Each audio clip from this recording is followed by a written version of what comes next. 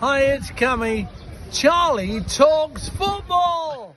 Hello everyone and welcome back to Charlie Talks Football. So it's an early upload on the channel today ahead of the game tomorrow. Newcastle play Leeds at Ellen Road, kick-off 5:30.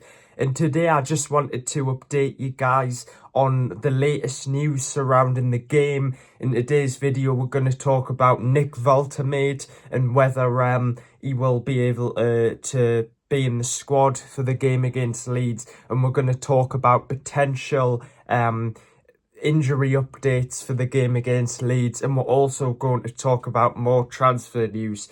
So please make sure to subscribe, it helps us out, and let's get into the video. So now, first of all, what you came here for has been confirmed by Keith Downey that Nick Woltemade unfortunately is unlikely to be registered and will not be registered in time for the Leeds game, although he did arrive in Newcastle last night, and I'll put the video now on the screen. Although he did arrive in Newcastle last night, that was not to do his medical as some people thought. He was just arriving to prepare for his medical and prepare to go to the training ground. And he has done his medical. He did his medical at 9:30. But despite this, there would be too much things to do, meaning that he will not be able to be registered in time for the game against Leeds tomorrow and will not be involved. And the next time he will be involved will not be until after the international break, when Newcastle are at home against Wolves.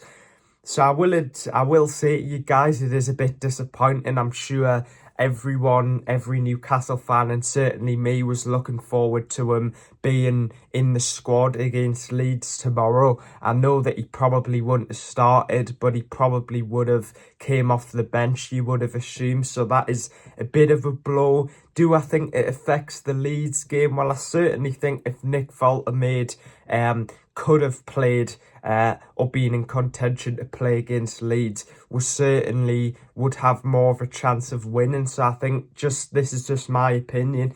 It maybe diminishes our chances against winning against Leeds because, you know, we still don't have a striker, and of course, that's what's cost us points so far this season. But I'm glad we'll finally have Woltemade through the door. It's just a shame that he unfortunately can't be registered in time for the Leeds game.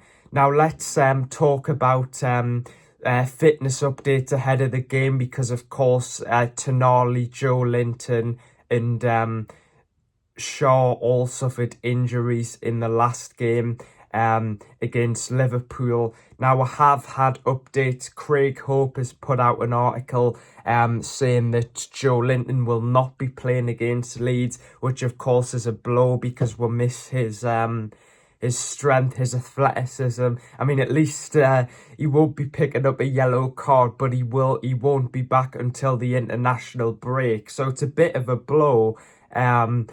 And on to the next bit. Now, Tonali has been in the gym, and there is a chance that Tonali could be involved against Leeds tomorrow. Now, I don't think Tonali will start. I could be completely wrong, but he will be in the squad. He will be involved against Leeds, which is great. Now, on the next one, according to Craig Hope, Fabian Schär is okay and could actually start against Leeds, which is a bit of a surprise because I thought Schär would definitely miss the game against Leeds after the injury he suffered. So Malik Chow or Sven Botman might not be playing, and this time it looks like Schär could be okay. So some pretty positive injury updates that 2 out of the 3 players who were injured in the game against Liverpool could be in contention to be in the squad and potentially start against Leeds.